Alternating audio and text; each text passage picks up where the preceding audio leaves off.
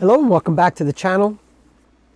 This is video number 2 in the series of what I learned from my 2023 BREST Paris experience. And I thought I would start off with either responding to questions or commenting on comments made on video number 1, and then go into a personal story and a lesson that I learned. All right, so quite a few folks have commented on this this first video, and Stephen Rosen, he says he finished as a first timer in 68 hours, which is admirable. That's a fantastic time. And he says my videos were helpful, so congratulations to you, sir, for a great time. And he mentions that the French people were so supportive that at one point in Villeneuve, I apologize for the pronunciation issues I may have, on the way back, he felt sick. He stumbled across a small hut with 5 French people serving coffee and snacks. I asked if I could sleep on the grass. They assisted by providing a deck chair inside the hut where I slept for an hour. So this is the thing about this event. I alluded to it in video 1, and I alluded to the gentleman who made a video, and I really wish that either you watch it with a skeptical eye or viewpoint, because this event is a lot more than just having a fast finishing time. The French people along the countryside are amazing.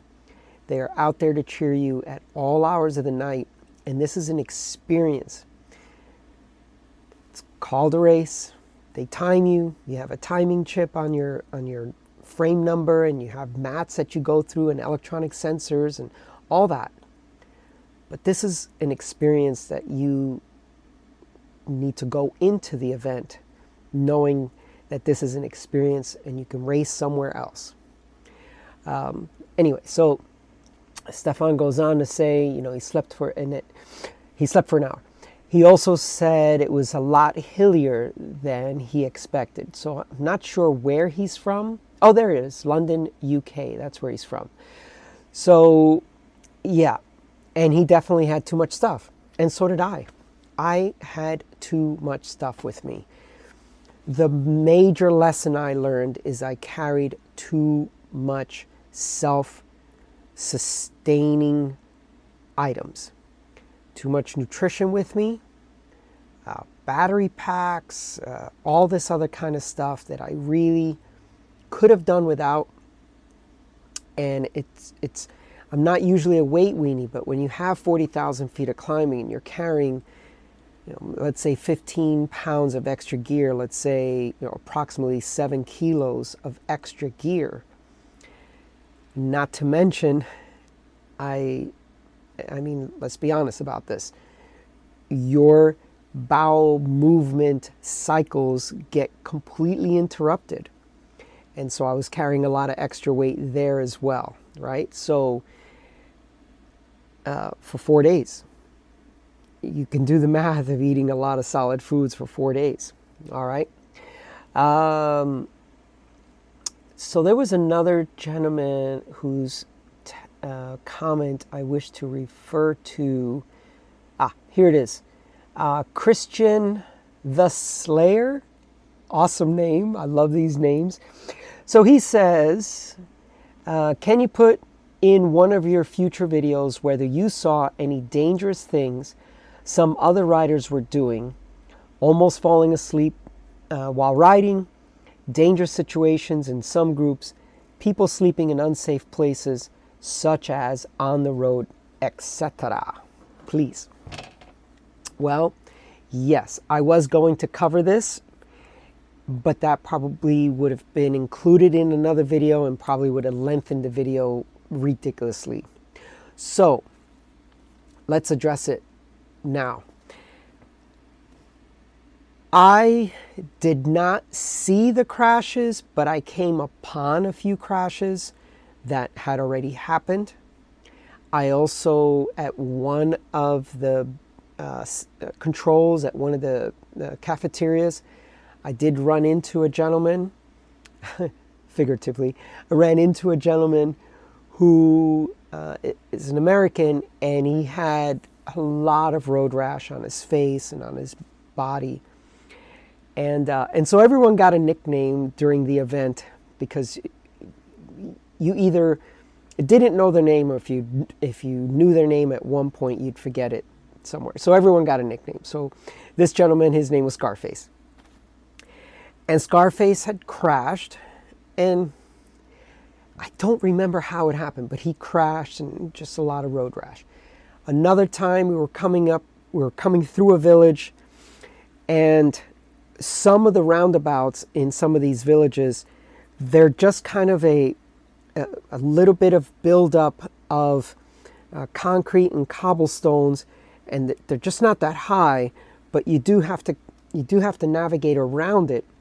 If you know it's coming, you can ride through it, but you want to ride around it, because if you're leading a pack or following a pack, that's what they will do, and you'll be the odd one out and possibly cause something.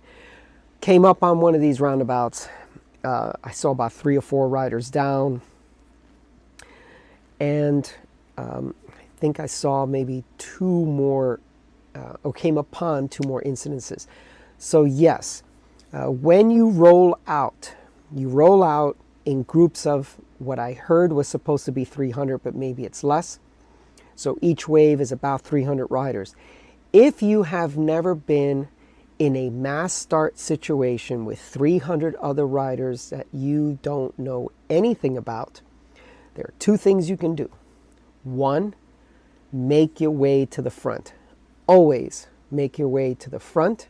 Option 1. If you make your way to the front, guess who else is making their way to the front? All other experienced riders who do not want to be involved in crashes. They typically have the confidence, physical ability, and mental wherewithal to know that they have to get to the front, because that's the safest place to be. So, option 1, get to the front as quickly as possible. If you can line up at the front before the gun goes off, that's even better. But if you didn't make it to the front, you're sitting in a corral, you're about to launch off, your primary goal should be, I got to get to the front. Option 2, just relax. Let everyone go around you. Let everyone who you think is, oh my God, look how aggressive they are racing this thing, and the gun just went off. Let them go. Let them go. What'll happen is that 300 rider pack will stretch out. Once it stretches out, everyone's pace, they find the person that their pace is compatible with, and the groups start to form. And in a very short amount of time, you will find the people you should be riding with, could be riding with, and shall be riding with for at least the foreseeable future. People go off the front, they're gone. Don't bother chasing them. You're going to burn a lot of matches. It's 1,226 kilometers. You'll catch them later. I mean, I kept seeing the same riders over and over and over again. Even after spending 8 or 9 hours off the bike and coming back onto the course the following morning, it seemed like we just kept seeing the same people eventually. So there are a lot of different abilities, and you just have to be aware. Now, I had a bell on my bike. I think my bike is parked here against my display counter. And that silly little bell was a godsend, because a couple of things it did. In this situation here where we're talking about the riders doing aggressive things or not riding safely or anything like that, I gave him a ding, and I'm like, I'm coming through, move to the right. And it was a very polite way to say on your left, which I absolutely hate doing. Even here locally on local bike paths, if I'm pulling at the front of my crew, I just go really wide. I go around. I don't say a peep. I don't say on your left. I don't say anything. If I go wide enough and I'm going twice their speed, you just go. And we've never had any issue doing that. When you yell out on your left, or you got little kids on a bike path or anything like that, it's instinct. The rider's going to turn to see who is coming, what's coming, and they turn, and they have not, many may not have the experience yet to disconnect their head from their handlebars, from their hands on the handlebars. In other words, when they turn their head, the handlebar goes with it, right? When you're an experienced rider, you know you can turn your head and you relax your grip on the handlebars, and you can look in either direction without the bike veering in that direction. But you got little kids, you got all this stuff. You don't want to scare these little kids. You want them to have a good time riding their bike on a bike path. And when dad or mom says, hey, let's go for a bike ride, you don't want them to be like, oh no, the bike path is so scary, mom. You know, you want them to have fun.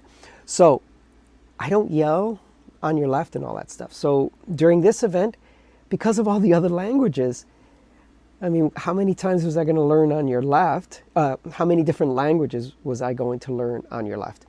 And then also, you know, even if people don't yield and don't move to the right, just go wide, ding, ding a few times and go around.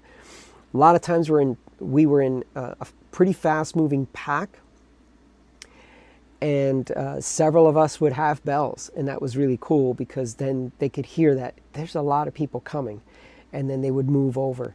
Nighttime riding in particular, you just needed to communicate with the riders in front of you. So the bell, I strongly suggest, if you're going to do one of these types of events, get a bell. You don't sound like an ass yelling stuff at people, right? So let's see if I covered everything. Christian asked, dangerous things, almost falling asleep.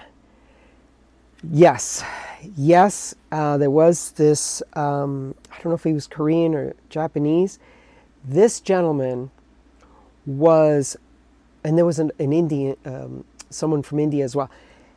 This gentleman was way over, like, you know, you hug the line. Oh, okay, there's the line. I'm going to go back over to the right. You know, in France, you ride on the right side of the road, and the cars are coming towards you from your left-hand side. But this gentleman was way over the line and into the left-hand lane a few times. And I could see him because we weren't on a flat or a downhill. It was just one of these false flats again, these 2, 3, 4%ers that just go on. And we're coming up, and I'm like, and I'm dinging, and I'm trying to get his attention. There was another, as I said, another gentleman from India. So yes, I did see people falling asleep. I got drowsy a few times, and then you start soft pedaling. You just don't have that motivation to pedal hard. I took some capsules to keep myself awake, and it seemed to, like, within 15, 20 minutes, because you also, here's a nutrition tip, you want to keep yourself pretty close to being hungry, right? You don't want to feel full and satiated all the time. You want to keep yourself pretty close to just that edge, just before you're hungry, and you keep taking in calories, but that way gastric emptying is happening. You're getting digestion, it's going through, you're not bunching up your stomach with a calorie bomb of 1,000 calories in one shot, right? Which you wouldn't do. But let's say, for example, you stop to eat solid foods, that's what would happen. So you keep yourself just on that edge of just, am I hungry? No? Okay, let me take another sip. edge right there keeps you moving really quick and your stomach is not bunching up. So when I would consume those capsules, because I was hungry, I was digesting it very quickly. It was going into my bloodstream and I was awake again. What is interesting though is by the third day, which by that time sleep deprivation was cumulative, I didn't get drowsy at all. And my legs felt phenomenal going into the third and the fourth final day. I mean, I literally had to tell myself to soft pedal because we're getting ahead of schedule. There was a point where we missed the time cutoff on a couple of controls, but then we made up so much time that we were ahead of schedule. So my computer just went to sleep. So let me see if there's anything else that I need to cover from the comments. And then, as I mentioned, I did promise you a personal story. So let's see. Congratulations.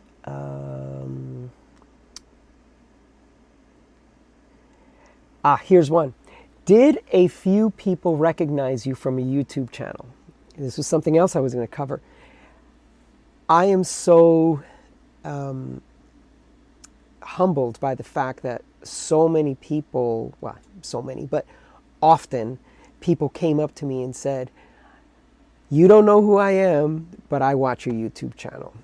And there's a little bit of haste and efficiency that you're looking for when you go into a control and out of a control. So I was straddling the fence of, I've got a YouTube channel and folks want to greet me, but I have to get up the road. So I apologize now if for some of you folks that did approach me, did want to have dialogue and conversation with me, if I seemed a little bit like, I got to get going. Thank you. I appreciate you watching my channel. Please like and subscribe, that stuff. So I think that's it for this one. So now let me tell you a personal story, and I hope that you're still watching the channel. This video. So I flew in. I left here Thursday. That put me in at Friday at like 3:30, 4 o'clock. Get baggage, get whatever. Go to the place we're staying. Saturday, didn't do anything. And then Sunday is when we're launching out. So we go into Rambouillet with our bike and all our stuff. We're ready to go. We're about 3 to 4 hours from launching. We want to get something to eat. We find a creperie, and Lori and I are standing, waiting to be seated. Gentleman walks up, and I asked for, I think I asked for a table of 4 because Lori's husband Don and our friend Noreen was also going to join us, but they were still finding parking. And the maitre d', I guess, bonjour, bonjour, bonjour, like he said it like 4 times. Well, then, kind of, dirty look, sat us down. Then there was a menu that I was reading, and there was just so much stuff on the menu. There was only a few things I recognized, and I recognized, a crepe with ham. And so I just I took the menu and folded it because I didn't want any other distractions. I just wanted to point to the item I wanted. And before the waitress came by to take the order, the same gentleman comes over, literally and I thought he was ready to take my order, so I was kind of pulling it like this to show him. He pulls the menu out of my hand, closes the menu, and then, emphatically pushes it back onto the table. And so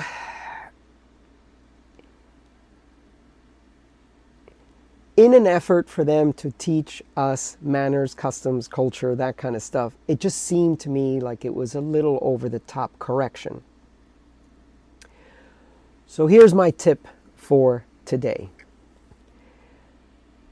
When you are doing anything, anywhere in France, to talk to someone, before you open your soup cooler, be conscious of what time of day it is. Bonjour before 5, and even that's a little, nebulous. Sometimes after 5 p.m., you still say bonjour. So, bonjour, big smile on your face. After 5, it's bonsoir. And merci should be the end of every sentence, unless it's not applicable, but pretty much, right? Thank you, which we would do in English, right? We would say, oh yeah, 3 whatever, please, and then they bring it and you say thank you, right? So just transfer that over. But start every interaction with a greeting, with bonjour or bonsoir. And that'll save you a lot. It'll save you a lot. And the big thing is, I had not been in public or, out in the wild since I had arrived. And no one had told me that. So I'm telling you, because this is very important for their culture. And you don't want to be the ugly American or ugly from wherever you're from, but in particular, ugly American. And either ignore their culture, disregard their culture, or not even, what's a better way? Not take the effort to learn their culture and just think of yourself as, well, I'm here to pay. I'm here to eat, I'm here to pay, so I'm just going to be me. Don't be you. When in Rome, you know that expression. So when in France, do the things that will ingratiate you to their culture. Okay, that's all for this video. A little bit different. We're still going to get to the nuts and bolts and the details and all that stuff, but it's important that I respond to your comments as they come in, and that I shared with you that personal story. If you are still watching the video at this point, please give me a thumbs up so I know who has hung around to the end of the video. Please share my videos with other folks.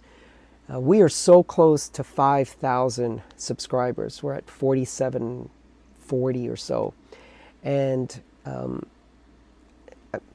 it's just another metric. I'd like to get to 5,000 subscribers. So if you're watching these videos, please like and subscribe. Please share them with other folks. Hit that notification bell and leave some comments down below.